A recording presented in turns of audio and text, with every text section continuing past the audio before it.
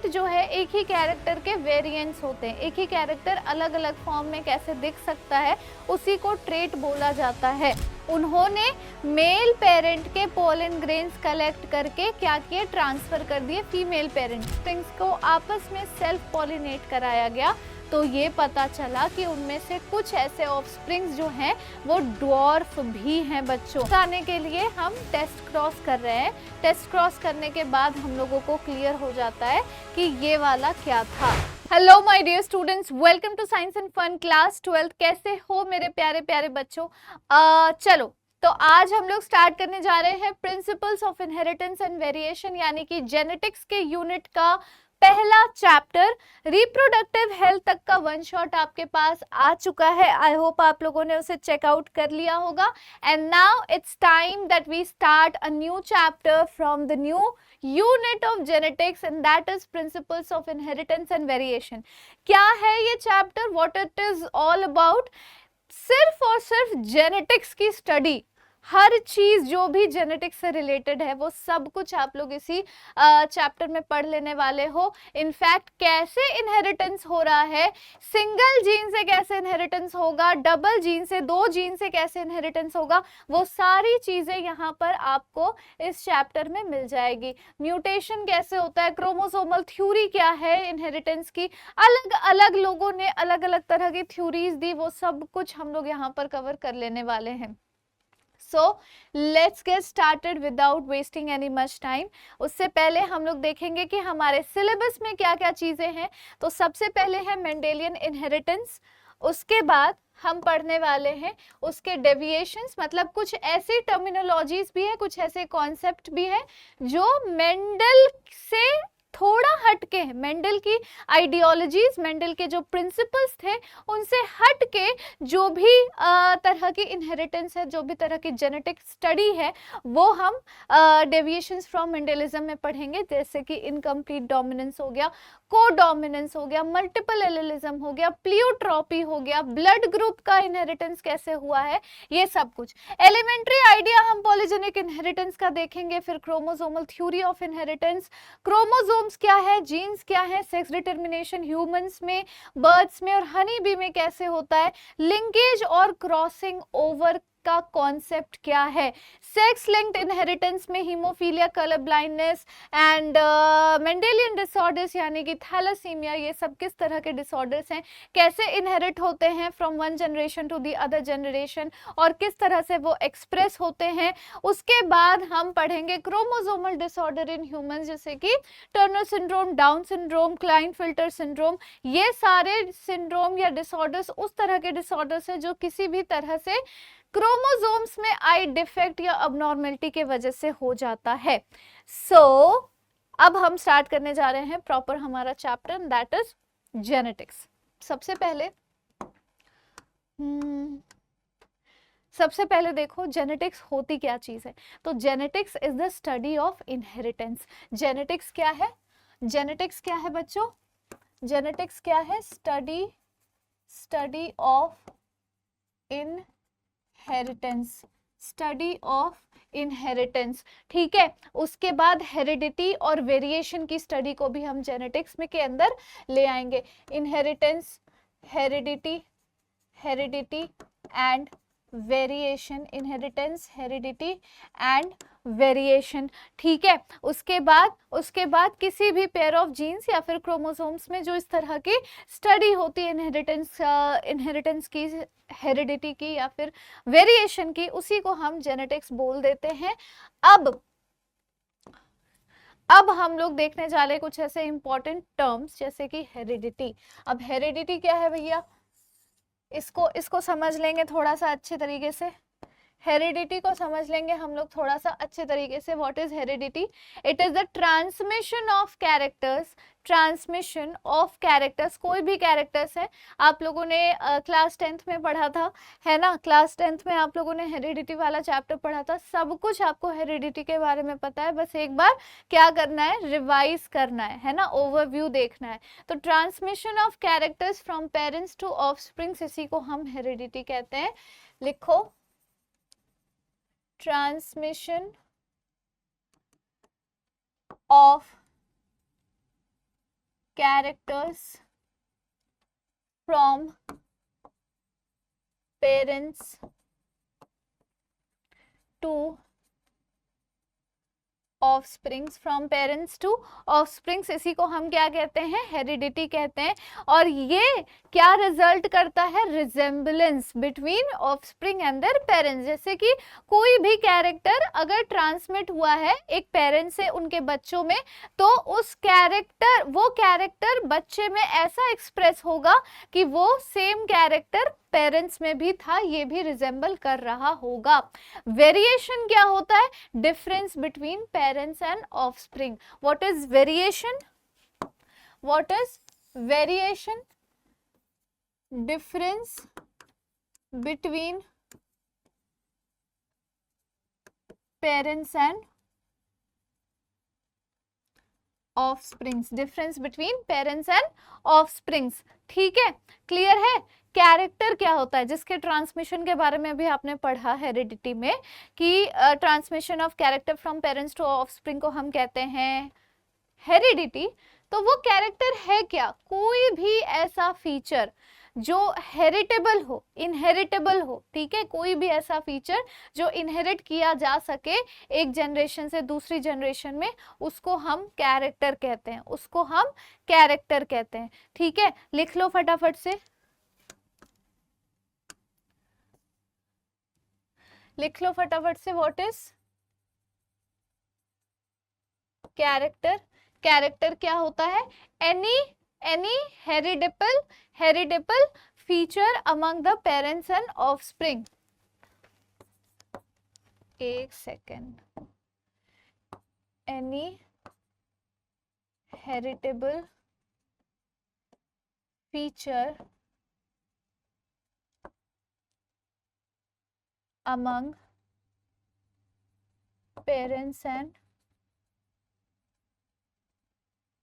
offsprings, among parents and offsprings, उसी को हम क्या कहते हैं, कैरेक्टर कह देते हैं, उसी को हम क्या कहते हैं, कैरेक्टर कह देते हैं। डन है एवरीवन, आई होप आप सब लोगों को यहाँ तक तो समझ में आ ही रहा होगा।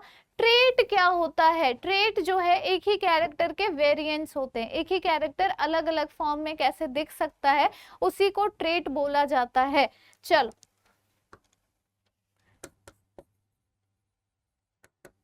ट्रेट, ट्रेट किसको कहते हैं, trait, variance of a character. ठीक है, variance of a character.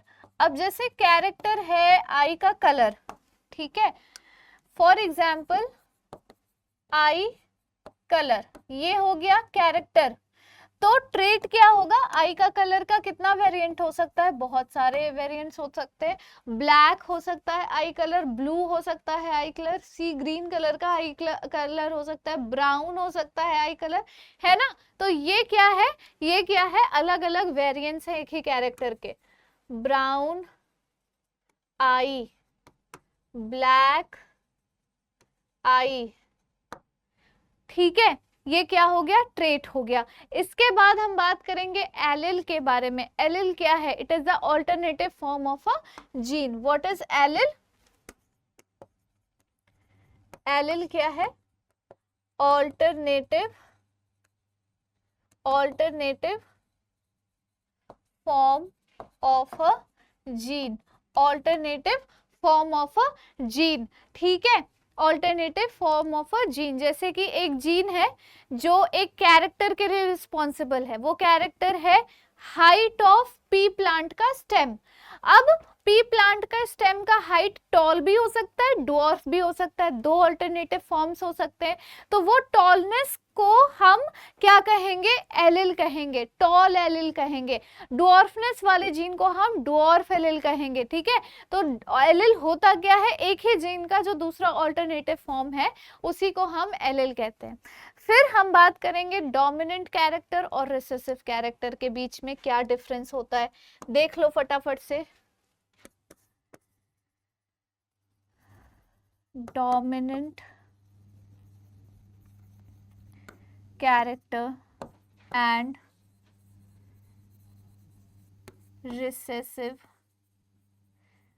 Character. Dominant character और रिसेसिव कैरेक्टर का क्या मतलब है? जो कैरेक्टर एक्सप्रेस हो जाए हेटेरोजाइगस कंडीशन में उसको डोमिनेंट कैरेक्टर कहते हैं, और जो कैरेक्टर सिर्फ और सिर्फ होमोजाइगस कंडीशन में ही एक्सप्रेस हो सकती है, हेटेरोजाइगस कंडीशन में सप्रेस हो जाएगी, उसको हम रिसेसिव कैरेक्टर कहते हैं। कैरेक्टर और ट्रेट, कैरेक्टर और trait which can be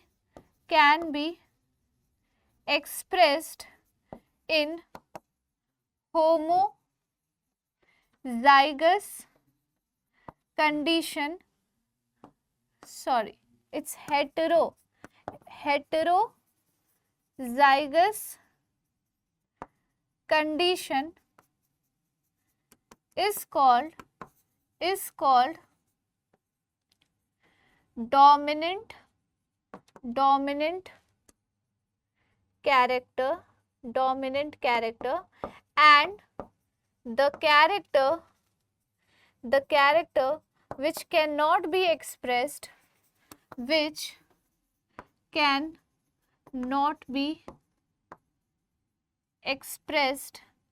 in heterozygous condition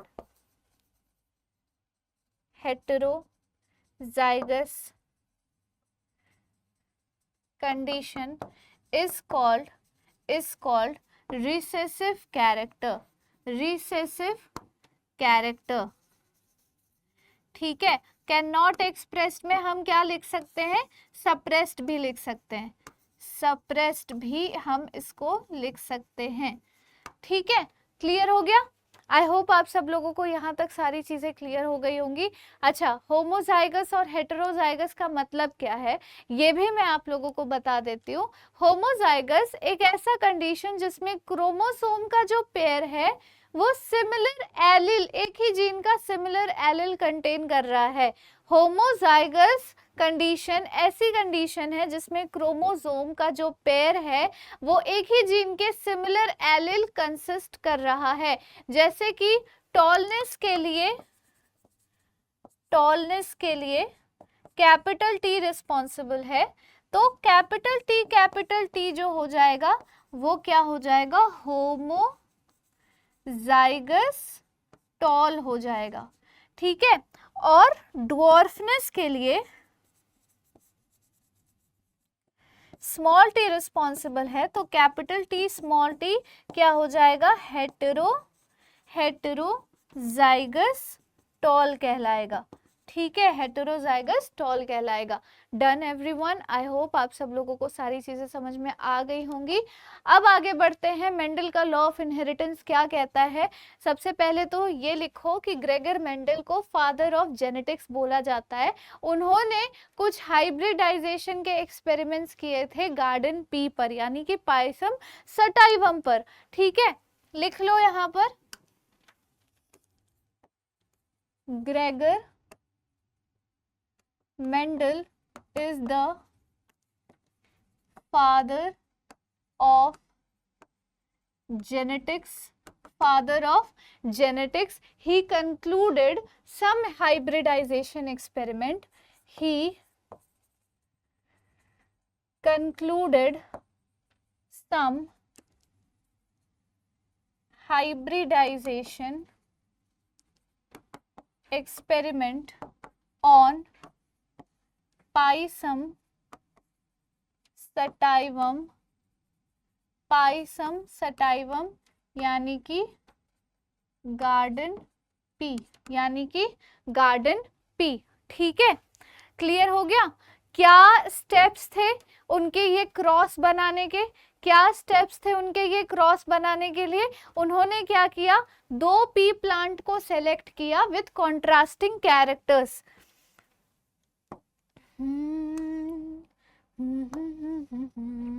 पहला स्टेप देखो क्या था? पहला step, he selected 2 pea plants with contrasting characters, 2 pea plants with contrasting characters. अगला उन्होंने क्या किया काम,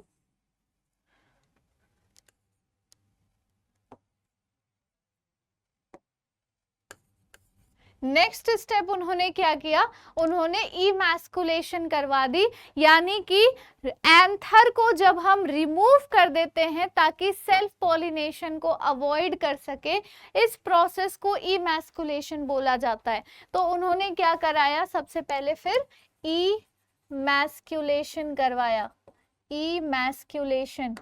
इमैस्कुलेशन मतलब removal of anthers of one plant to avoid self pollination.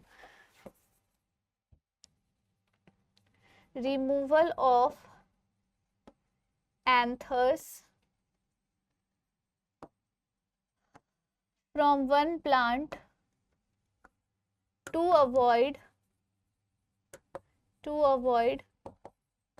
self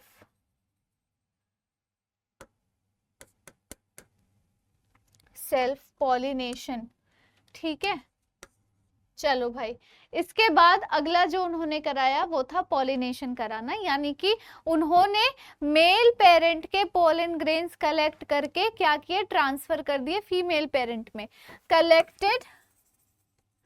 collected pollen grains from male parent and transferred to female parent। ठीक है, अगला step जो उन्होंने लिया, लास्ट स्टेप वो क्या था, collection and germination of seeds, ताकि ऑफस्प्रिंग प्रोड्यूस हो सके। Collection and germination of seeds to produce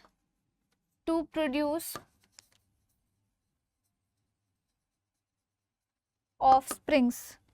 collection and germination of seeds to produce offsprings. क्या क्या कॉन्ट्रास्टिंग ट्रेट्स उन्होंने लिए थे, एक उन्होंने सारे के सारे डोमिनेंट ट्रेट वाला पी प्लांट उठा लिया, जिसमें फ्लावर का कलर वायलेट था, सीड का कलर येलो था, सीड का शेप राउंड था, पॉड का कलर ग्रीन था, पॉड का शेप इन्फ्लेटेड था, फ्लावर का पोजीशन एक्सियल था, स्टेम की लेंथ टॉल थी। 7 contrasting traits.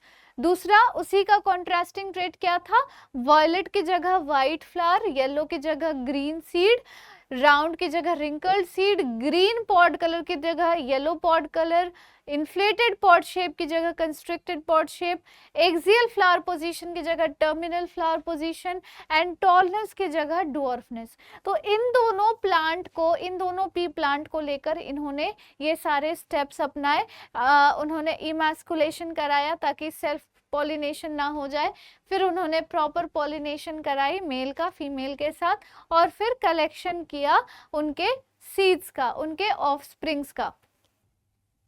Now steps in making a cross in pea, I guess ये तो हमारा क्लियर हो गया है कि क्या क्या स्टेप्स लिए थे उन्होंने क्रॉस बनाने के लिए, है ना।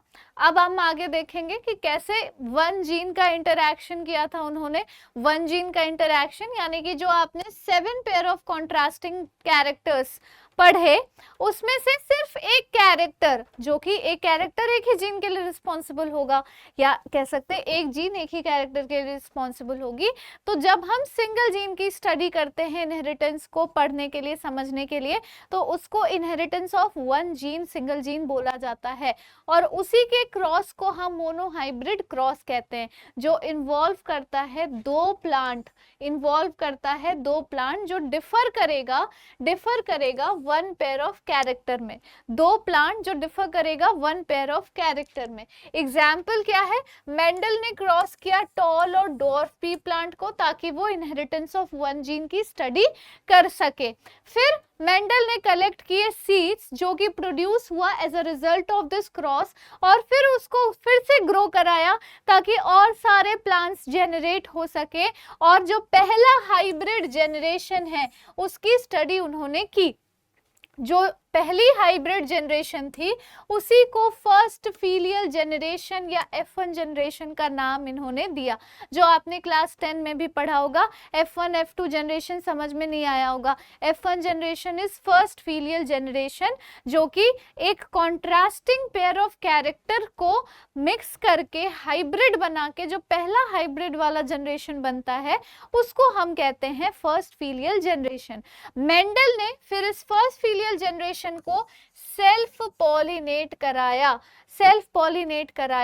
ठीक है, F1 प्लांट्स को, और to his surprise he found that in the second filial generation some of the offsprings were dwarf. First filial generation में तो सारे के सारे बच्चे क्या थे, टॉल थे। टॉल और ड्वार्फ का जब हमने क्रॉस कराया तो पहली जनरेशन जो हाइब्रिड की बनी वो हाइब्रिड में सारे के सारे ऑफस्प्रिंग्स टॉल थे, लेकिन जब उन्हीं हाइब्रिड ऑफस्प्रिंग्स को आपस में सेल्फ पॉलिनेट कराया गया तो ये पता चला कि उनमें से कुछ ऐसे ऑफस्प्रिंग्स जो हैं वो ड्वार्फ भी हैं बच्चों। वो क्या है, ड्वार्फ भी हैं, ठीक है, ठीक है। फिर मोनोहाइब्रिड फिनोटिपिक रेशियो कितना होगा? मोनोहाइब्रिड फिनोटिपिक रेशियो होता है कि 4 में से 3 जो है वो टॉल निकल आते हैं और एक जो है वो ड्वार्फ हो जाता है। 4 में से 3 टॉल और एक ड्वार्फ हो जाता है। कैसे इसका क्रॉस करेंगे? फटाफट से हम इसका क्रॉस करेंगे। देखो, टी को स्मॉल टी के साथ हमने क्रॉस करा लिया। ये क्या है, होमोजाइगस टॉल, ये क्या है, होमोजाइगस ड्वार्फ। जब इसका गैमीट सेग्रीगेट करेंगे तो कैपिटल टी और इसमें स्मॉल टी बनेगा। ये तो क्लियर है। जब इन दोनों की क्रॉस कराएंगे तो कैपिटल टी और स्मॉल टी बनेगा, लेकिन इसका फिनोटिपिक कैरेक्टर कैसा होगा, टॉल ही होगा। क्यों टॉल होगा? क्योंकि हेटेरोजाइगस में डोमिनेंट कैरेक्टर ही एक्सप्रेस होता है। हेटेरोजाइगस कंडीशन में रिसेसिव कैरेक्टर एक्सप्रेस नहीं होता है, ठीक है। उसके बाद हम क्या करेंगे, इसकी सेल्फिंग करा देंगे। अगर हम इसकी सेल्फिंग कराते हैं तो हमें किस तरीके का रिजल्ट मिलेगा बच्चों? हमें मिलेगा ऐसा result, capital T capital T capital T small T capital T small T small T small T, यानी कि ये भी टॉल है, ये भी टॉल है, ये भी टॉल है, लेकिन एक ही बच्चा है जो ड्वार्फ है ना। तो यहाँ 3 टॉल और एक ड्वार्फ हो जाएंगे। ये तो हो गया इसका फिनोटिपिक रेशियो। ये क्या हो गया? फिनोटिपिक रेशियो हो गया। लेकिन जीनोटिपिक रेशियो कैसा होगा? एक होमोजाइगस टॉल बनता है कैपिटल टी, एक ही कैपिटल टी है ना। 2 हेटेरोजाइगस टॉल बनते हैं कैपिटल टी स्मॉल टी, और एक होमोजाइगस ड्वार्फ बनता है स्मॉल टी, जिसके वजह से जीनोटिपिक मोनोहाइब्रिड में जीनोटिपिक रेशियो हो जाती है 1:2:1। फिर मेंडल ने सिमिलर ऑब्जर्वेशंस बनाए for other pairs of traits also, और फिर उसमें भी वही सारी चीजें निकल कर आती हैं सेम टू सेम, जिससे ये प्रूव हो जाता है कि डोमिनेंट कैरेक्टर क्या होता है और रिसेसिव कैरेक्टर क्या होता है, होमोजाइगस कंडीशन और हेटेरोजाइगस कंडीशन में क्या डिफरेंस है। सो now he proposed that some factors were inherited from parent to offspring. Now it is called as gene. उस टाइम पर उसको factors बोला जाता है। उन्होंने ये कहा, उन्होंने ये सोचा कि भाई कुछ तो है बात, ऐसी कुछ तो बात है, कुछ तो है दया, पता लगाओ, जो एक जनरेशन से दूसरे जनरेशन जा रहा है एंड टाइम आने के बाद, एक जनरेशन स्किप करने के बाद फिर वो एक्सप्रेस हो रहा है। आखिर क्या राज है इसके पीछे? तो राज कुछ नहीं है, राज है कुछ जीन्स जो कि अपने सूटेबल टाइम पर अपने सूटेबल कंडीशन में खुद को एक्सप्रेस करते हैं, फिर एक्सप्रेस नहीं करते हैं। नाउ F1 या फिर F1 में तो सारे के सारे टी निकले थे, यानी कैपिटल टी स्मॉल टी निकले थे, उसको जब सेल्फ पॉलिनेट कराया गया तो गैमीट्स कैपिटल टी और स्मॉल टी इक्वल प्रोपोर्शन में निकले। फिर फर्टिलाइजेशन जब हुआ तो पॉलन ग्रेन्स कैपिटल टी वाले 50% चांस के साथ पॉलिनेट करते हैं एग्स को, और पॉलन ग्रेन स्मॉल टी वाले भी 50% चांस के साथ पॉलिनेट करते हैं एग्स को, जिसके वजह से it is just a matter of chance. Back cross और टेस्ट क्रॉस क्या होता है, फटाफट से देखिए आप लोग। बैक क्रॉस क्या होता है, जब हम किसी भी हाइब्रिड की क्रॉसिंग किसी भी पेरेंट के साथ करा देते हैं। Crossing with, what is back cross, crossing of hybrid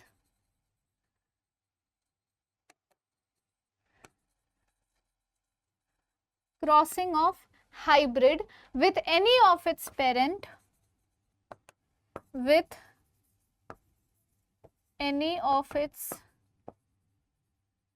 parent, तो इसको हम बैक क्रॉस कहते हैं। और टेस्ट क्रॉस हम किसको कहेंगे, जब हाइब्रिड की क्रॉसिंग हम सिर्फ रिसेसिव पेरेंट के साथ कराएंगे तो उसको हम टेस्ट क्रॉस कहते हैं।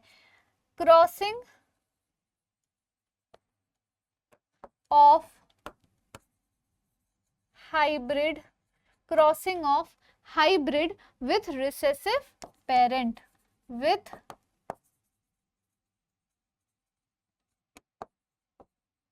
रिसेसिव पेरेंट, इसको हम क्या कह देंगे, टेस्ट क्रॉस कह देंगे। ठीक है, यहाँ पर है डायग्रामेटिक रिप्रेजेंटेशन एक टेस्ट क्रॉस का। यहाँ पर हमें पता नहीं है कि ये होमोजाइगस डोमिनेंट है या हेटेरोजाइगस है, लेकिन इसका हम लोगों को पता है कि ये रिसेसिव है। ये क्या है, रिसेसिव है। तो पता लगाने के लिए हम टेस्ट क्रॉस कर रहे हैं। टेस्ट क्रॉस करने के बाद हम लोगों को क्लियर हो जाता है कि ये वाला क्या था, कैपिटल पी था या स्मॉल p कैपिटल P था। ठीक है, तो ऐसे करके हम पता लगाते हैं बैक क्रॉस और टेस्ट क्रॉस करके। आपके एग्जाम में भी क्वेश्चंस इसी तरीके से पूछे जाएंगे। नाउ मेंडल का प्रिंसिपल या फिर लॉज ऑफ इनहेरिटेंस क्या बोलता है, क्या बोलता है। सबसे पहले तो फर्स्ट लॉ ऑफ डोमिनेंस लिखो।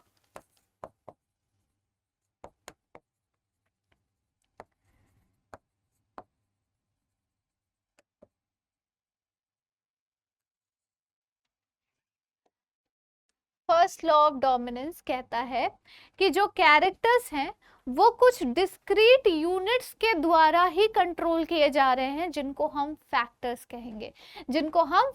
कहेंगे। लिखिए, characters are controlled by some discrete units called factors, फिर लिखो, जो फैक्टर्स हैं वो हमेशा पेयर में अकर करते हैं। फैक्टर्स अकर इन पेयर्स। ठीक है, अगर कोई डिसिमिलर फैक्टर का पेयर है तो एक मेंबर उस पेयर का दूसरे मेंबर को डोमिनेट कर जाएगा, यानी कि डोमिनेंट वो खुद होगा, जिस पे डोमिनेट कर रहा है वो रिसेसिव कहलाएगा। ठीक है, चलो लिखो यहां पर, in a dissimilar pair of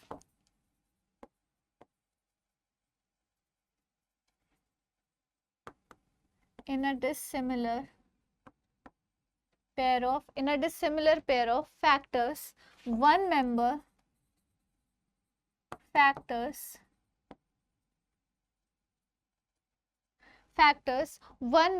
of the pair dominates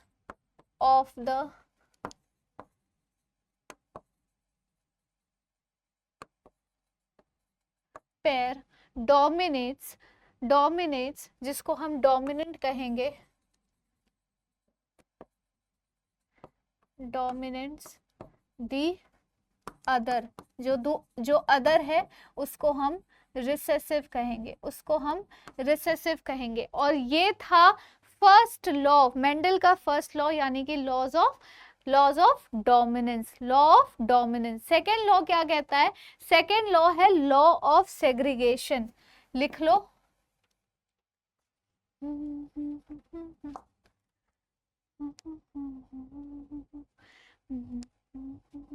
ठीक है, लिख लो। Second law of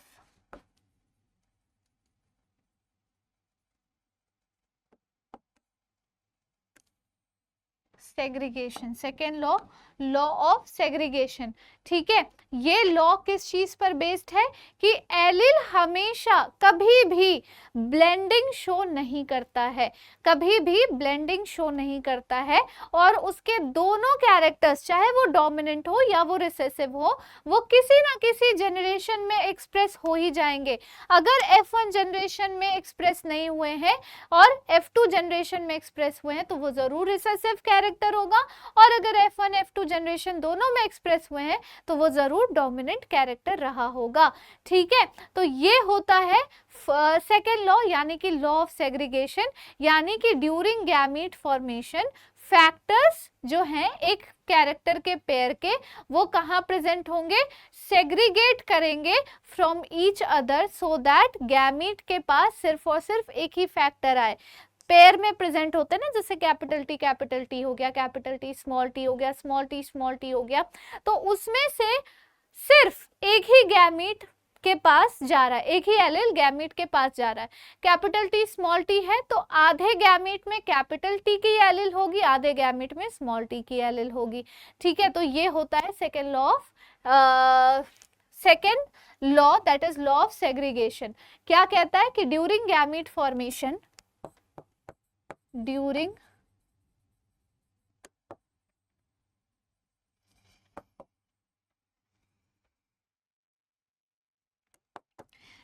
gamete formation, the factors or alleles of a character pair, the factors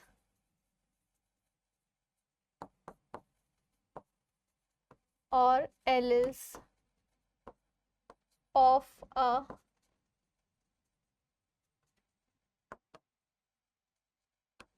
a character pair present in parents segregate, present in parent,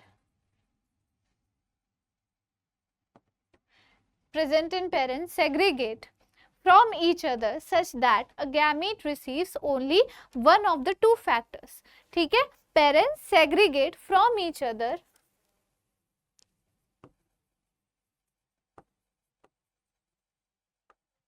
such that a gamete receives only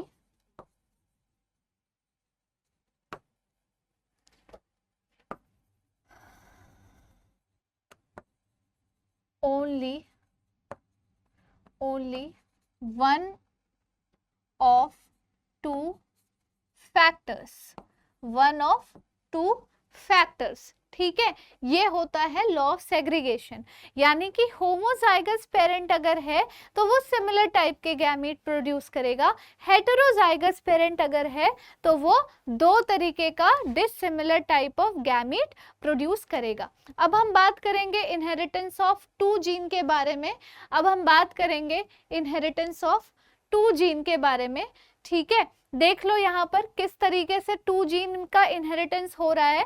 अगर हम एक के जगह दो दो character ले लेते हैं, फॉर एग्जाम्पल सीड का कलर और सीड का शेप, तो सीड का कलर डोमिनेंट में आ जाएगा येलो और रिसेसिव में आ जाएगा ग्रीन, सीड का शेप डोमिनेंट में आ जाएगा राउंड और रिसेसिव में आ जाएगा wrinkled.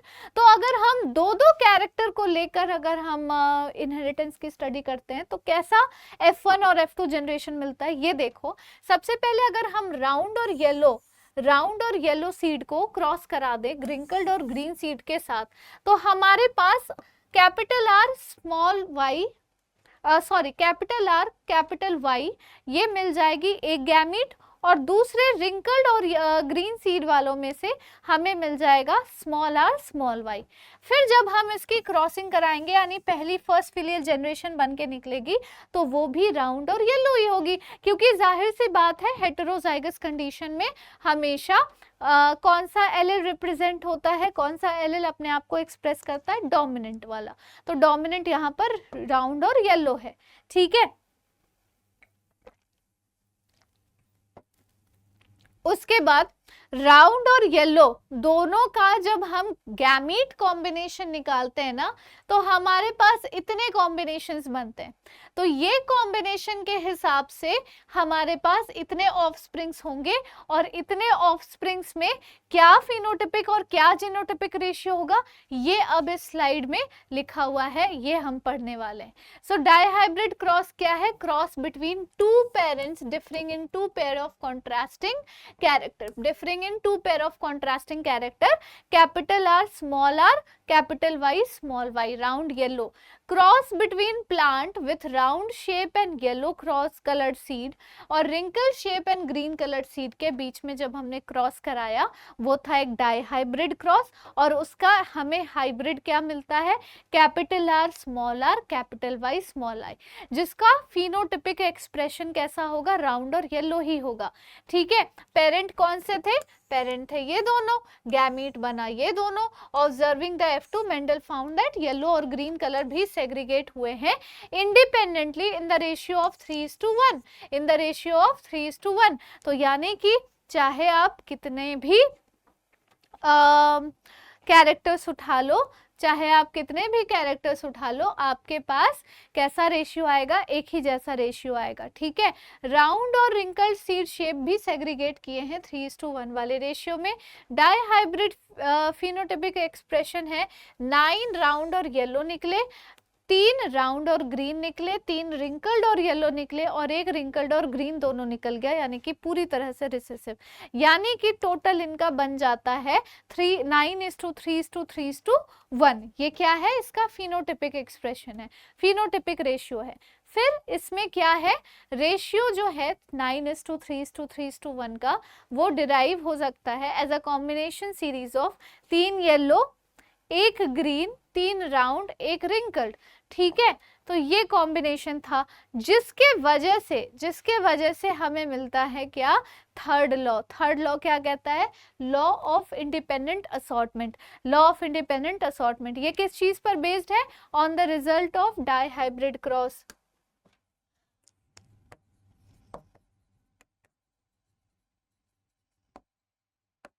On the results of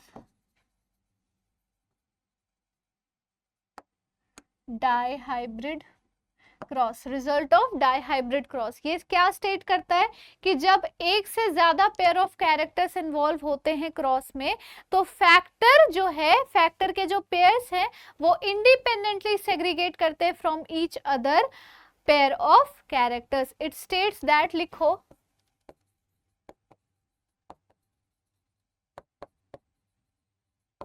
it states that when more than one pair of characters, when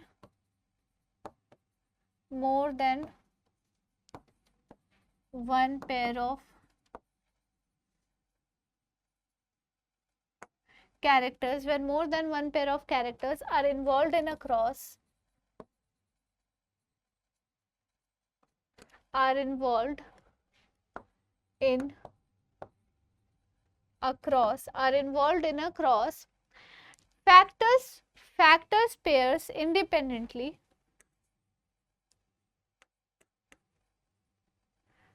फिर क्या होगा? फैक्टर पेयर्स इंडिपेंडेंटली सेग्रीगेट करेंगे, factor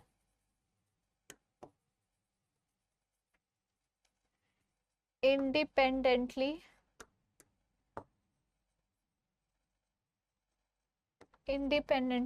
segregate from the other pair of characters, from the other pair of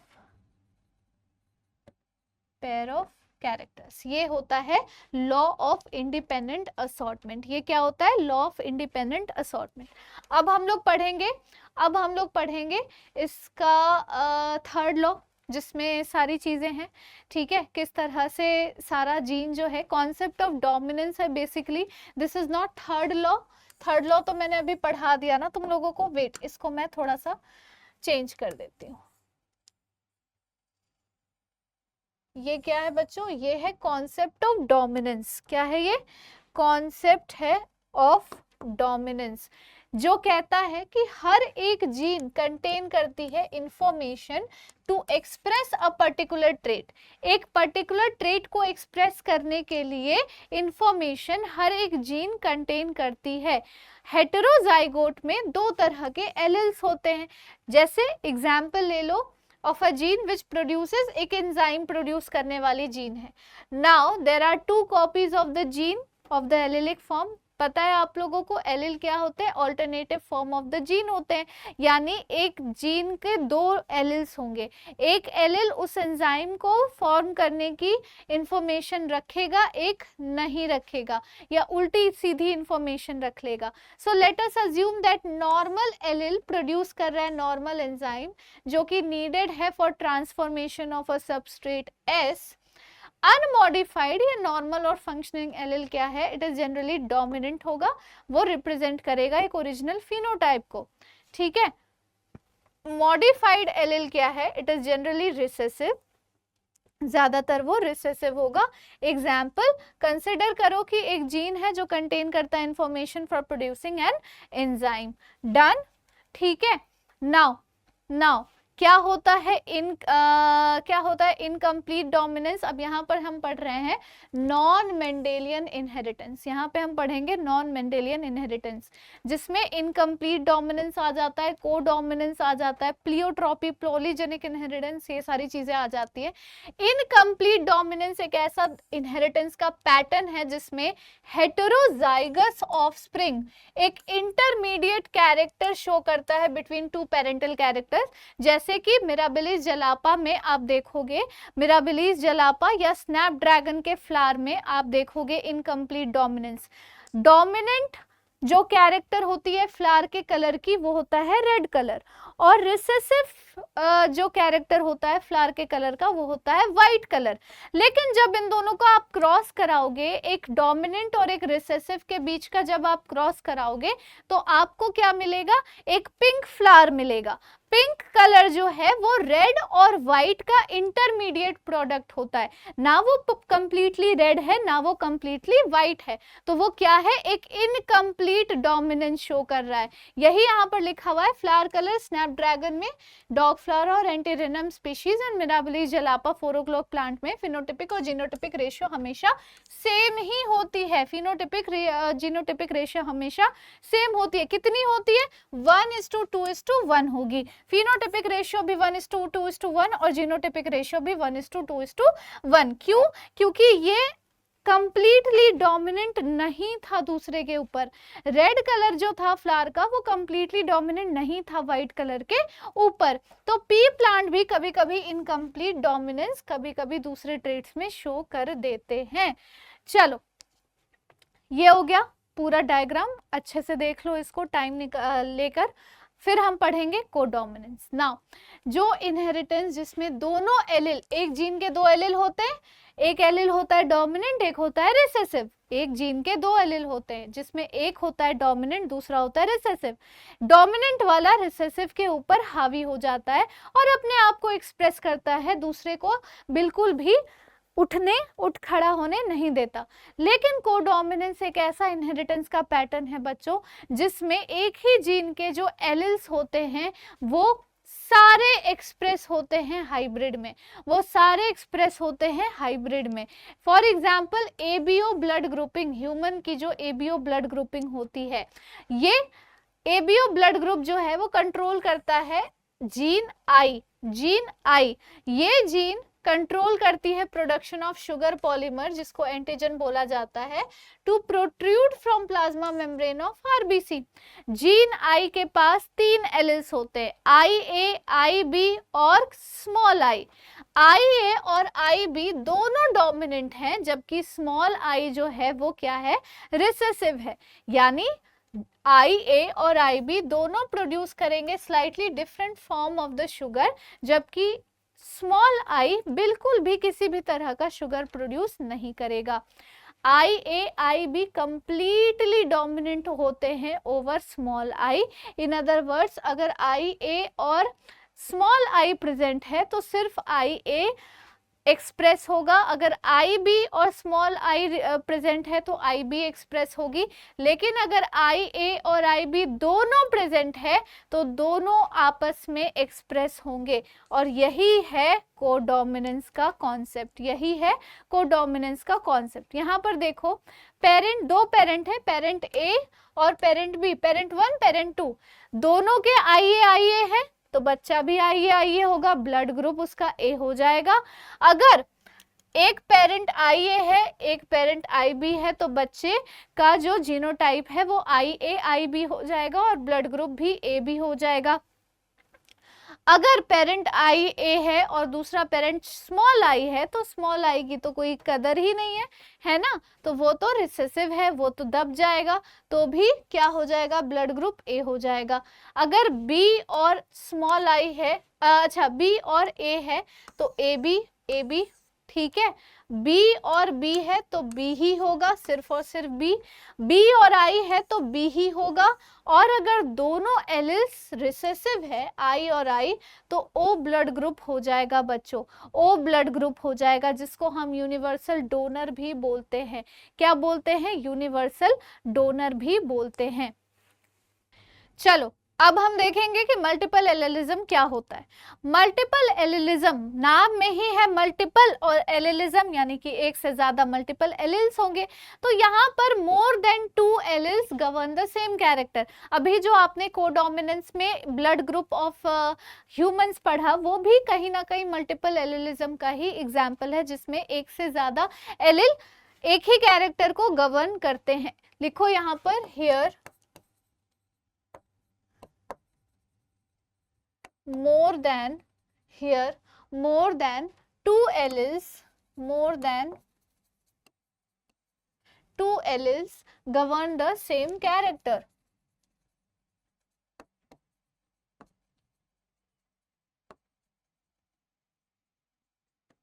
govern the same character, ठीक है। Example क्या है, ABO blood grouping हो गई, 3 एलिल्स वाली, आई ए आई बी और small I. ABO blood grouping, 3 alleles, I A I B and small I, ठीक है, क्लियर है। अब एक ही इंडिविजुअल में जब 2 एलिल्स प्रेजेंट होंगे तो वो दोनों एक दूसरे के साथ डोमिनेंट होंगे, दोनों एक दूसरे के साथ एक्सप्रेसिव होंगे, ठीक है। तो मल्टीपल एलिल जो है वो सिर्फ एक पॉपुलेशन में देखा जा सकता है, सिंगल इंडिविजुअल में 2 ही एलिल हमेशा काम करते हैं। ये तो मुझे लगता है बताने की जरूरत भी नहीं है। आगे देखते हैं पॉलीजेनिक इनहेरिटेंस। क्या होता है पॉलीजेनिक इनहेरिटेंस? पॉली यानी बहुत सारा, जेनिक यानी बहुत सारे जीन्स, यानी कि इट इज द इनहेरिटेंस जिसमें कुछ ट्रेड्स जो हैं बहुत सारे जीन से गवर्न हो रहे हैं। बहुत सारा जीन मिलकर एक पर्टिकुलर कैरेक्टर जब शो करता है उसको हम पॉलीजेनिक इनहेरिटेंस कहते हैं। ये मल्टीपल एलिलिज्म का जस्ट ऑपोजिट होता है। क्या होता है ये? मल्टीपल एलिलिज्म का जस्ट ऑपोजिट टाइप होता है। So it is the inheritance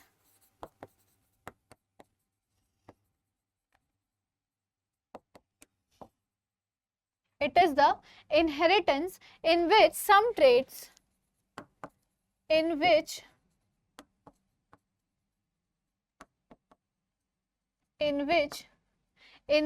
some traits are controlled by several genes, are controlled by several genes, controlled by several genes, या फिर मल्टीपल जीन्स भी लिख सकते हैं हम, मल्टीपल जीन्स भी हम लिख सकते हैं। ठीक है, एग्जाम्पल क्या होगा, ह्यूमन का स्किन कलर हो गया, ह्यूमन की हाइट हो गई, एग्जाम्पल लिख लो।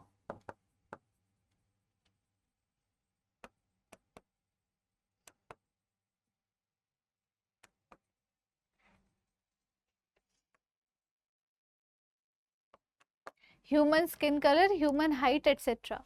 और कभी कभी क्या कहा जाता है कि ये ना इन्वायरमेंट के इन्फ्लुएंस में भी हो जाता है, so it considers the influence of environment. लिख लो यहाँ पर, it considers the influence of environment, considers the influence of environment। ठीक है, एक पॉलीजेनिक ट्रेट में फिनोटाइप हमेशा क्या रिफ्लेक्ट करती है, हर एक एलिल का कंट्रीब्यूशन रिफ्लेक्ट करती है। जैसे कि हर एक एलिल के जो इफेक्ट है वो क्या है, एडिटिव है, वो ऐड होते जा रही है। हर एक एलिल का जो कंट्रीब्यूशन है वो एडिटिव है, यानी कि वो ऐड होता चला जा रहा है।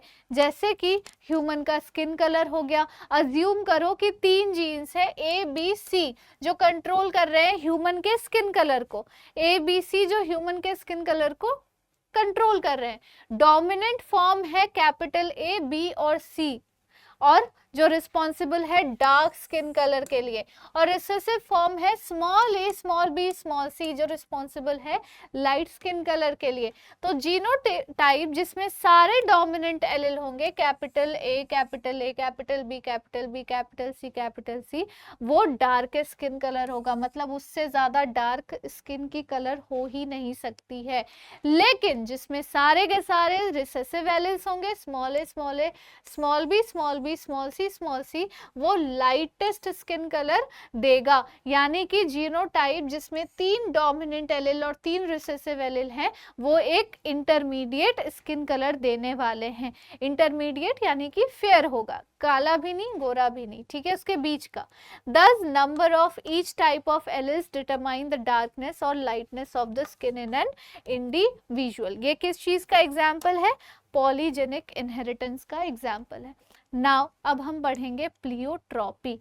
अब हम पढ़ेंगे प्लियोट्रॉपी जिसमें एक single gene multiple phenotype expression exhibit कर सकती है, और ऐसे जीन को हम प्लियोट्रॉपिक जीन बोलते हैं। ज्यादातर केसेस में जो मैकेनिज्म है प्लियोट्रॉपी का, it is the effect of a gene on metabolic pathway जो कंट्रीब्यूट करेगा टुवर्ड्स डिफरेंट फिनोटाइप। एग्जाम्पल है स्टार्च की सिंथेसिस, पी में सिकल सेल अनीमिया, फिनाइलकीटोन्यूरिया और सिकल सेल अनीमिया में जो म्यूटेंट जीन है उसके पास बहुत सारे फिनोटिपिक इफेक्ट हैं। जैसे कि फिनाइलकीटोन्यूरिया कॉज करता है mental retardation, reduction in hair और स्किन पिगमेंटेशन। तो यहाँ पर तो आप 3 कैरेक्टर एवे देख रहे हो, एक चीज चेंज हुई है और फिनाइलकीटोन्यूरिया नाम का डिसऑर्डर हो गया, जिसके वजह से बहुत सारे कैरेक्टर्स चेंज हो गए, जिसके वजह से बहुत सारे कैरेक्टर्स इन्फ्लुएंस हो गए। क्या हो गए, इन्फ्लुएंस हो गए।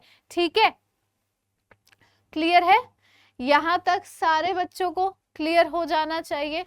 अब हम फाइनली पढ़ेंगे क्रोमोसोमल थ्योरी ऑफ इनहेरिटेंस। ओहो, दिस इज नॉट प्लियोट्रॉपी बेटा, रुको।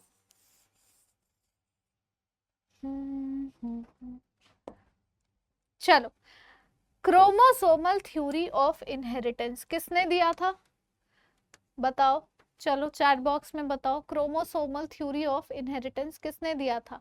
1900 में डिवेरिस, कॉरेंस और वॉन शेमार्क ने इंडिपेंडेंटली रीडिस्कवर किया था मेंडल का रिजल्ट फिर से। इन 1900 डिवेरिस, ह्यूगो डिवेरिस, कॉरेंस एंड वॉन शर्मैक क्या किए थे, इंडिपेंडेंटली डिस्कवर किए थे मेंडल के रिजल्ट को।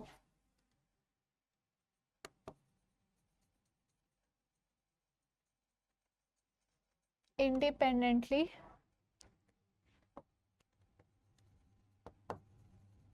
rediscovered Mendel's result, independently rediscovered Mendel's result. ठीक है, फिर क्या निकला उस चीज में? वॉल्टर सटन और थियोडोर बोवेरी ने कहा कि पेयरिंग और सेपरेशन जब एक पेयर ऑफ क्रोमोसोम का होता है तो वो क्या करते हैं, सेग्रीगेशन भी लीड कर देते हैं of a factor they carry. मतलब कि जब क्रोमोसोम का सेग्रीगेशन हो रहा है, सेपरेशन हो रहा है पेयर ऑफ क्रोमोसोम का, तो उन क्रोमोसोम्स के पास जो एलिल्स थे वो भी आपस में सेग्रीगेट हो गए, वो भी आपस में सेग्रीगेट हो गए। ठीक है, Sutton united chromosomal segregation with Mendelian principles, और उन्होंने उसको क्रोमोसोमल थ्योरी ऑफ इनहेरिटेंस का नाम दिया।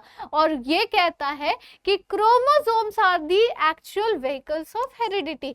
मेंडल का कहना है कि सब कुछ जीन्स करवा रहा है, तो ये भी कहते हैं कि हाँ भाई तुम्हारी बात सही है, जीन्स ही करवा रहा है, पर जीन्स लोकेटेड कहाँ है भैया, ये तो देखो, genes are located in the chromosomes, यानी कि इन शॉर्ट फॉर्म क्रोमोसोम्स जो हैं वो हेरिडिटी के व्हीकल है। ओके, टू आइडेंटिकल क्रोमोसोम्स एक होमोलोगस पेयर बनाता है। जो दो एक जैसे क्रोमोसोम्स होते हैं वो एक होमोलोगस पेयर बनाते हैं।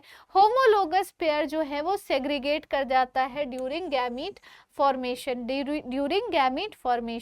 और इंडिपेंडेंट पेयर जो है वो इंडिपेंडेंटली सेग्रीगेट करते हैं of each other, independently segregate करेंगे ऑफ ईच अदर। ठीक है,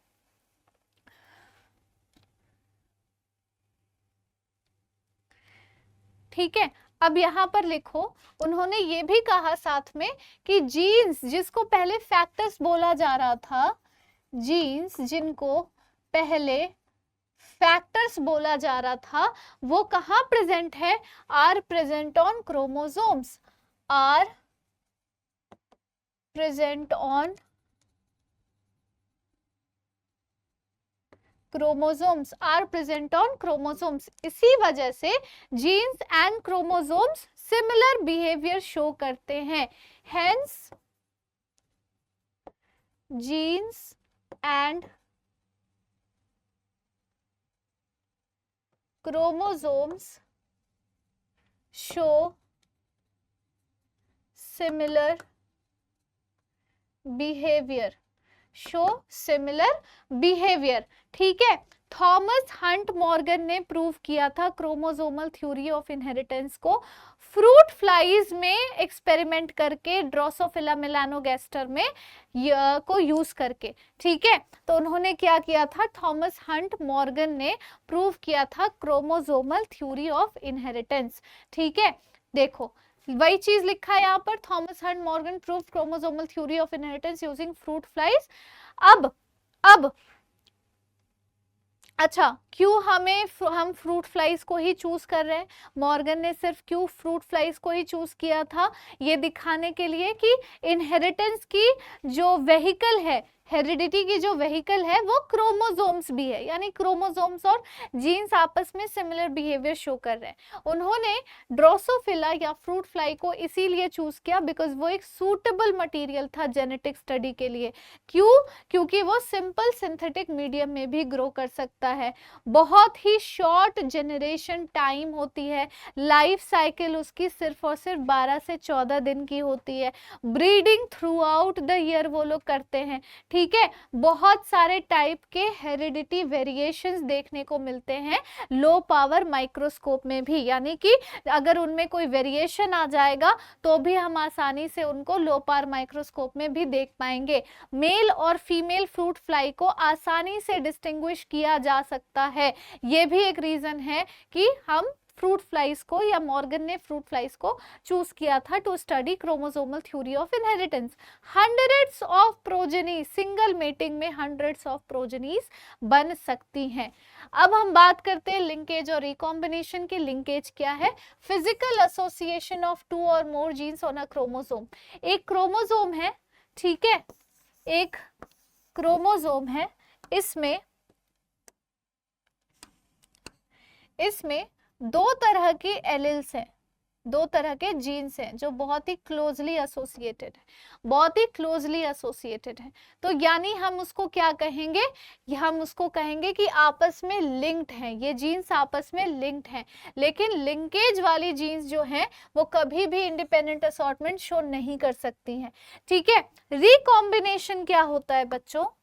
रिकॉम्बिनेशन क्या है? Generation of non parental gene combination जो अकर करता है ड्यू टू इंडिपेंडेंट असॉर्टमेंट या फिर क्रॉसिंग ओवर। क्रॉसिंग ओवर आप लोगों ने पढ़ा था, ठीक है, इन दोनों में जब क्रॉसिंग ओवर हो रही है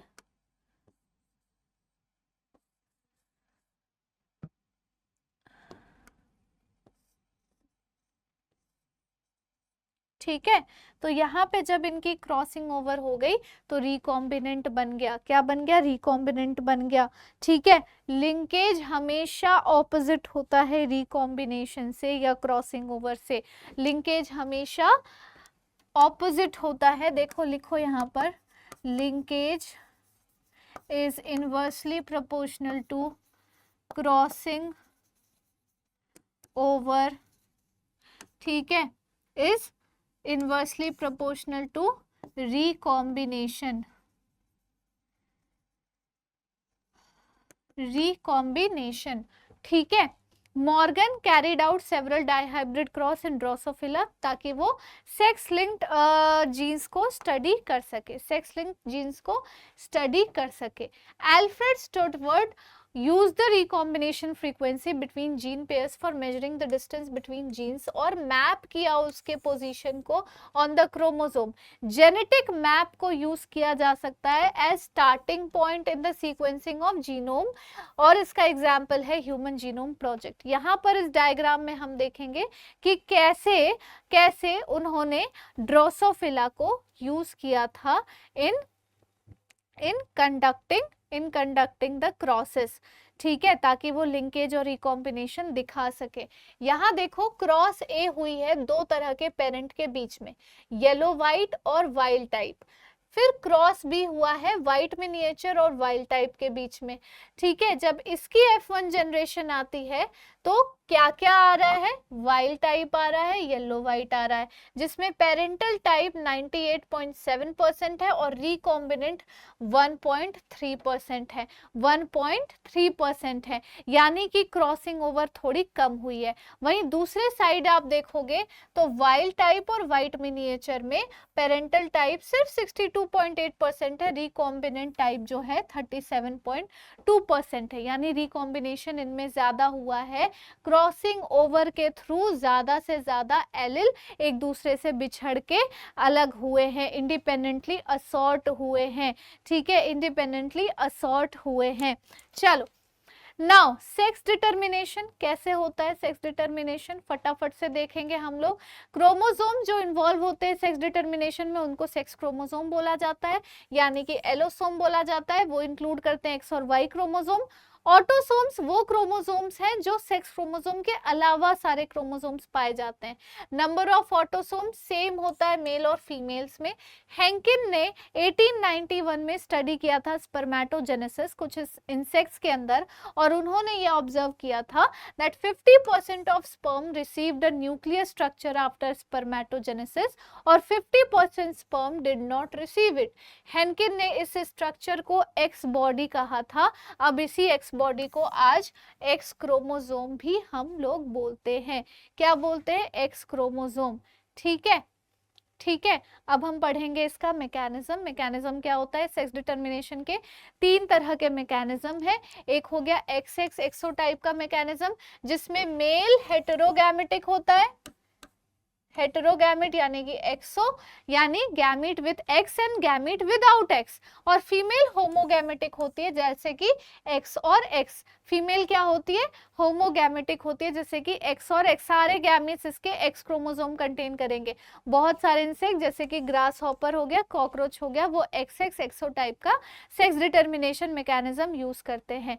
XXXY मैकेनिज्म सुनने में बहुत ही पुराना सा लग रहा है, जाना पहचाना सा लग रहा है। अभी कुछ ही टाइम पहले ह्यूमन रिप्रोडक्शन में तुम लोग पढ़ चुके हो कि कैसे सेक्स डिटर्मिनेशन ह्यूमंस में होता है। XX क्रोमोसोम फीमेल्स मेल्स में पाई जाती है यानी कि वो होमोगैमेटिक होते हैं। XY क्रोमोसोम मेल्स में पाए जाते हैं यानी कि वो हेट्रोगैमेटिक होते हैं।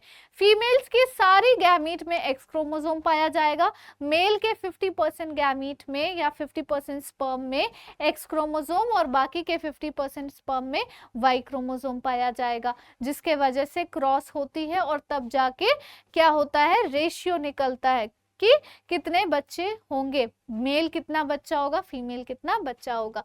ह्यूमन और ड्रोसोफिला का सेक्स डिटर्मिनेशन मैकेनिज्म लगभग सेम ही है। इसी वजह से ये भी एक रीजन रहा है कि इसे यूज किया गया था ड्रोसोफिला को for chromosomal inheritance of chromosomal pattern of inheritance. ठीक है, ZZZW मैकेनिज्म जो है इसमें मेल जो है वो होमोगैमेटिक होता है ZZ और फीमेल हेट्रोगैमेटिक होती है Z और W। बर्ड्स हो गई, ठीक है, XO और XXXY मैकेनिज्म मेल हेट्रोगैमेटी शो करता है, ZZZW mechanism female heterogamety show करती है। आई होप आप लोगों को यहाँ तक सब कुछ समझ में आ रहा होगा। ह्यूमंस में सेक्स डिटर्मिनेशन कैसे होगा सबको पता है।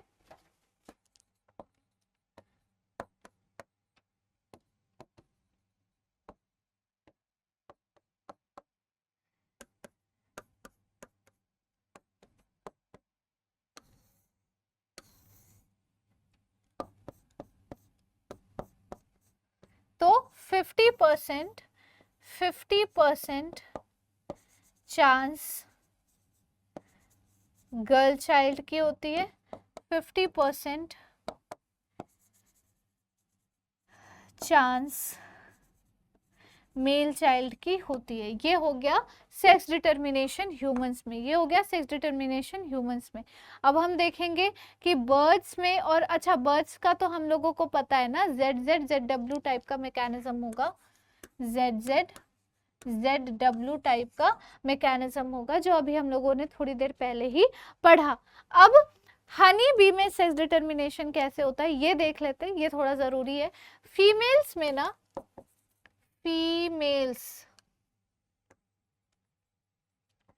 फीमेल्स में 32 क्रोमोसोम पाई जाती है, जबकि मेल्स में सिर्फ 16 क्रोमोसोम पाया जाता है, जो कि इसका आधा है। क्या है, इसका आधा है। जब इसमें मियोसिस हुई तो इसके गैमीट्स बने, सारे गैमीट्स में 16 क्रोमोसोम आया, 16 क्रोमोसोम आया।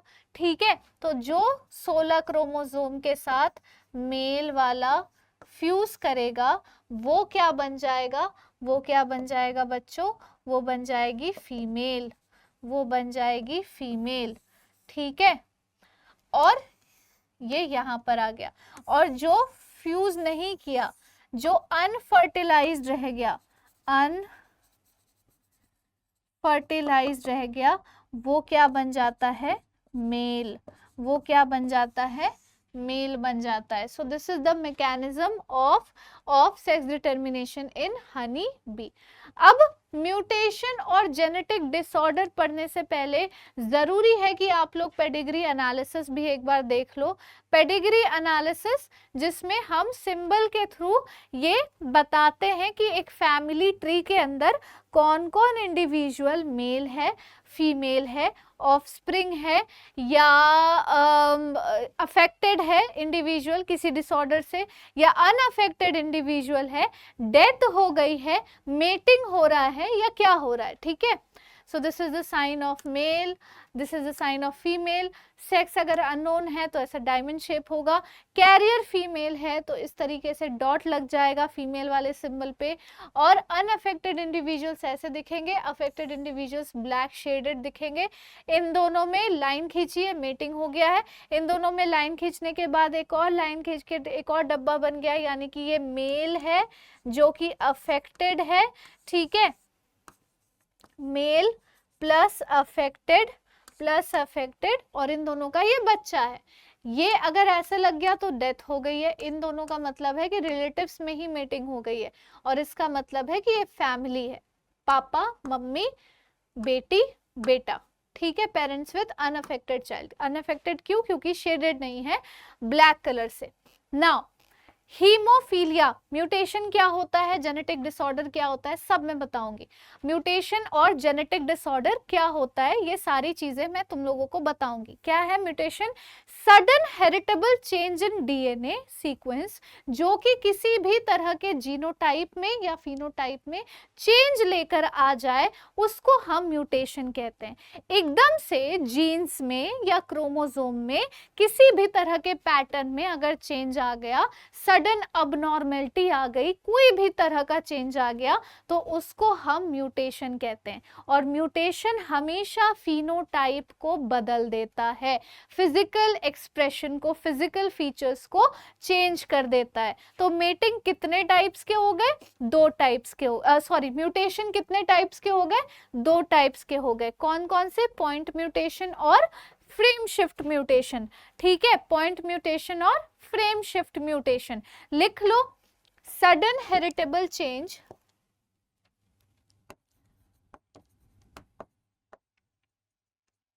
Sudden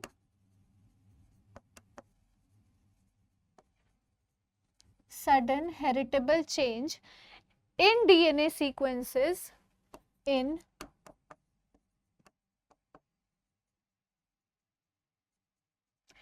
DNA sequences resulting in changes in the genotype and phenotype, resulting in the changes in genotype and phenotype, genotype and phenotype of an organism,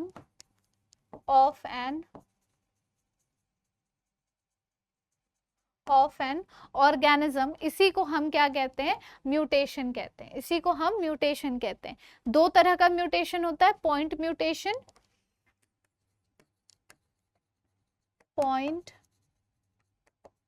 mutation और दूसरा होता है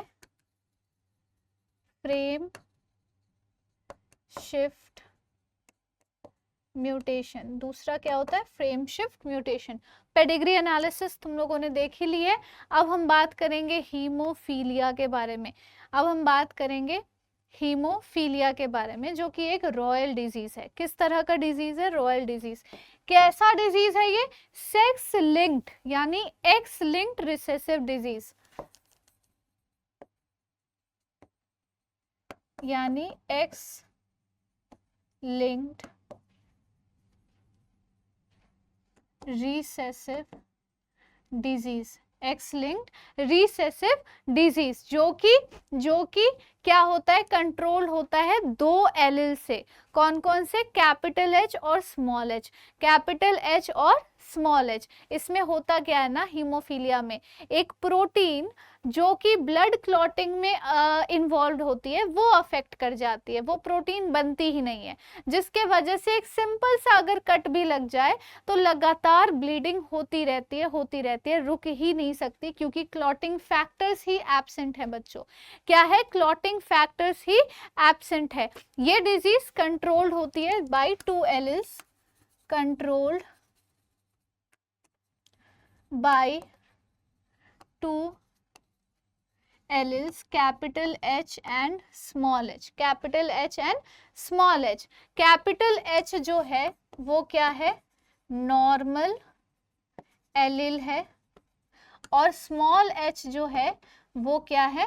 अफेक्टेड वाली एलील है, affected वाली allele है। ठीक है, जो रिस्पॉन्सिबल है, जो हीमोफीलिया के लिए रिस्पॉन्सिबल है, हीमोफीलिया के लिए। फीमेल्स में हीमोफीलिया बहुत रेयर होती है, क्योंकि ये तभी हो सकता है जब मदर कम से कम कैरियर हो और फादर हीमोफिलिक हो। दोनों के पास अगर एलील आ गया है हीमोफीलिया का, तभी ऐसा हो सकता है कि बच्ची भी हीमोफिलिक हो, लड़की हीमोफिलिक हो। अदरवाइज यूजुअली बेटों में ये हीमोफीलिया का एलील पहुंच जाता है, क्योंकि अगर मदर अगर हीमोफिलिक है या कैरियर भी है और उसका एक्स क्रोमोसोम बच्चे के पास गया हुआ है, वाई क्रोमोसोम तो कैरी करता ही नहीं है हीमोफीलिया वाली जीन, है ना, सिर्फ और सिर्फ एक्स लिंक्ड है, देखो यहाँ लिखा हुआ है एक्स लिंक्ड है, वो भी रिसेसिव है। तो अगर एक्स क्रोमोसोम मदर का हीमोफीलिया वाला बच्चे में आ गया है तो बच्चा लड़का जरूर से जरूर हीमोफिलिक हो जाएगा, जरूर से जरूर हीमोफिलिक हो जाएगा। अगला है बच्चों कलर ब्लाइंडनेस। कलर ब्लाइंडनेस भी एक sex linked X linked recessive disorder है। Sex linked X linked recessive disorder जिसमें क्या होता है, डिफेक्ट हो जाती है ग्रीन या रेड कलर के कोन में, आई के कोन में, डिफेक्ट इन रेड और ग्रीन, रेड और green cone of eye, cone of eye. ठीक है, ठीक है, इससे क्या होता है, इंसान डिस्क्रिमिनेट कर नहीं पाता है कि कौन सा रेड कलर है और कौन सा ग्रीन कलर है। ये कब होगा, mutation in some genes in X chromosome due to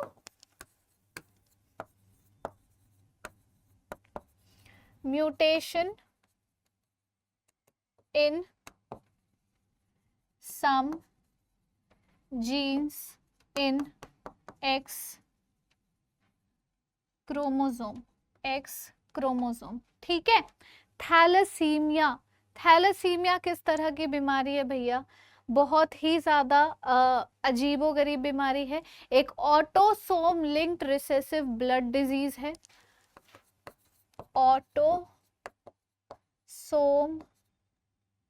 autosome linked recessive blood disease, linked recessive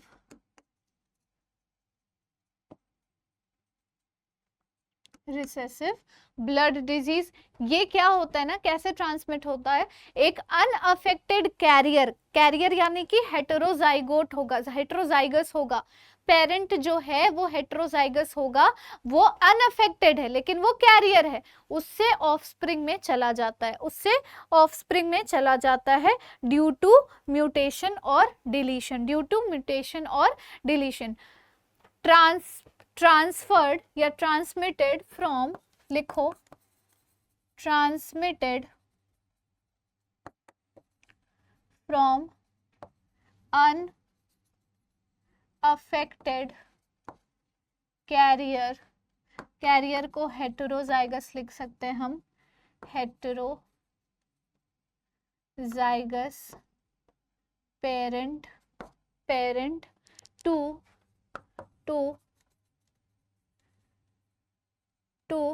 offspring due to mutation और डिलीशन, ड्यू टू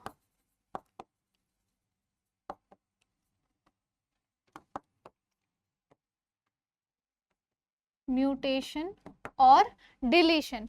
ठीक है, ये रिजल्ट करती है in reduce synthesis of alpha और beta globin chains of haemoglobin, alpha और beta globin chains of haemoglobin. ठीक है, ठीक है, तो ये क्या कर देगा, एक अबनॉर्मल हीमोग्लोबिन बना देगा जिससे अनीमिया कॉज हो जाती है। It forms abnormal haemoglobin, it forms abnormal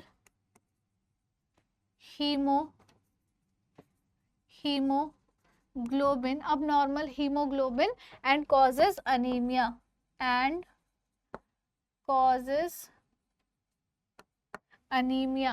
ठीक है, थैलेसीमिया हो गया। अब हम बात करेंगे क्रोमोसोमल डिसऑर्डर के बारे में। क्रोमोसोमल डिसऑर्डर कब होता है बच्चों, जब किसी भी क्रोमोसोम में कोई एक्स्ट्रा कॉपी ऐड हो गई है, या फिर अबनॉर्मल अरेंजमेंट हो गया है, या कोई क्रोमोसोम डिलीट हो गया है, कोई क्रोमोसोम नंबर डिलीट हो गया, या कोई क्रोमोसोम नंबर एक्स्ट्रा ऐड हो गया या उसका अरेंजमेंट ही अब नॉर्मल हो गया, तो हम उसको क्रोमोसोमल डिसऑर्डर कहते हैं। सबसे पहले हम बात करेंगे डाउन सिंड्रोम के बारे में। ये कब होता है? Due to presence of additional copy of chromosome number 21, due to presence of additional copy of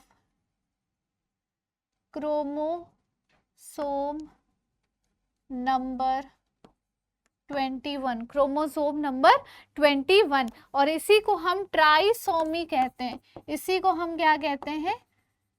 trisomy of 21 chromosome कहते हैं। Trisomy of 21 chromosome. Genetic constitution क्या हो जाएगा इसका? लिख लो,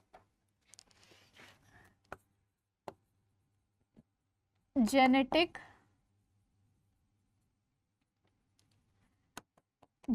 कॉन्स्टिट्यूशन यूजुअली 44 ऑटोसोम्स और 2 एलोसोम्स होने चाहिए, लेकिन यहाँ पे 45 ऑटोसोम्स प्लस XX और XY प्लस XX और XY। बेटी है, लड़की है तो 45A ऑटोसोम्स प्लस XX, अगर लड़का है तो 45 ऑटोसोम्स प्लस XY, यानी टोटल 47 क्रोमोसोम्स हो जाते हैं। 46 के जगह 47 क्रोमोसोम्स हो जाते हैं, जिसके वजह से डाउन सिंड्रोम हो जाता है। क्या क्या इसकी फीचर्स हैं बच्चों? इसकी फीचर्स हैं short statured small round head, short statured small round head, small round head, broad flat face होगी, ब्रॉड फ्लैट फेस होगी। पाम जो है वो भी क्या होगा? बहुत ही ब्रॉड होगा, ठीक है, palm is broad.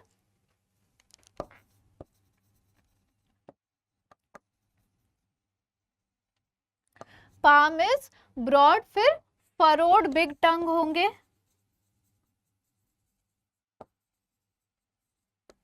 Furrowed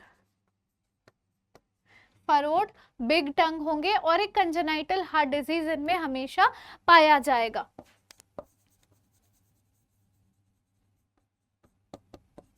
congenital heart disease, congenital heart disease. अगला है बच्चों टर्नर सिंड्रोम। टर्नर सिंड्रोम कब होता है? जब एक एक्स क्रोमोसोम फीमेल से गायब हो जाती है। फीमेल्स में जितने भी क्रोमोसोम्स हैं उसमें से एक एक्स क्रोमोसोम गायब हो जाती है, यानी 44 ऑटोसोम के अलावा जो एक्स क्रोमोसोम होना चाहिए वो XO या X0 हो जाता है, ठीक है। एब्सेंस,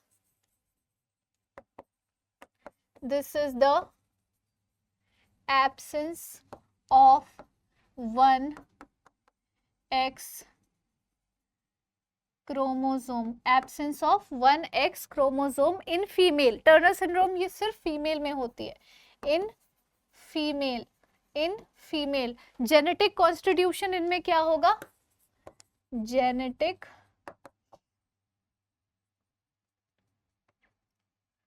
जेनेटिक कॉन्स्टिट्यूशन होगा 44 ऑटोसोम तो नॉर्मल होते ही है, XX के जगह XO हो जाएगा, यानी टोटल 45 क्रोमोसोम्स होंगे, टोटल 45 क्रोमोसोम्स होंगे।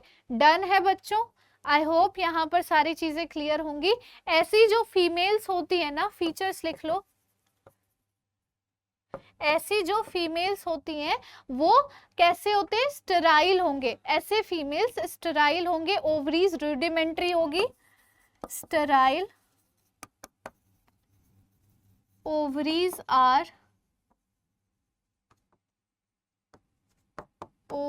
Are rudimentary.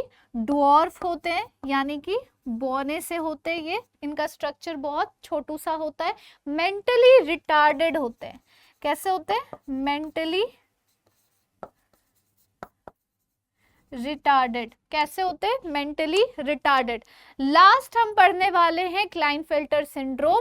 क्लाइनफेल्टर सिंड्रोम में कुछ नहीं, जैसे यहाँ पर एक एक्स क्रोमोसोम खत्म था, नहीं था, यहाँ पर क्लाइनफेल्टर सिंड्रोम में एक एडिशनल एक्स क्रोमोसोम होगी मेल्स में। एडिशनल प्रेजेंस ऑफ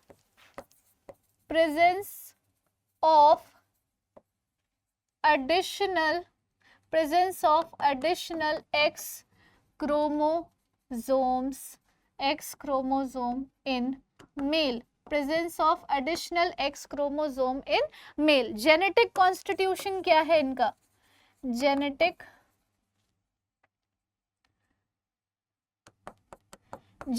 कॉन्स्टिट्यूशन इनका क्या है? 44 ऑटोसोम्स तो होंगे ही होंगे, XXY हो जाएगा, यानी कि टोटल 47 क्रोमोसोम्स हो जाते हैं। टोटल 47 क्रोमोसोम्स हो जाते हैं। क्या फीचर्स होंगे ऐसे लोगों के? ये मेल्स तो होंगे, ओवरऑल मैस्कुलिन डेवलपमेंट भी होगा, पर feminine development is also expressed. Features लिखो ऐसे, मेल तो होंगे but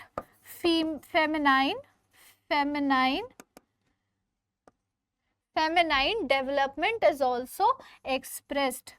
development is expressed, female feminine development is expressed। breast का development हो जाता है, development of breast,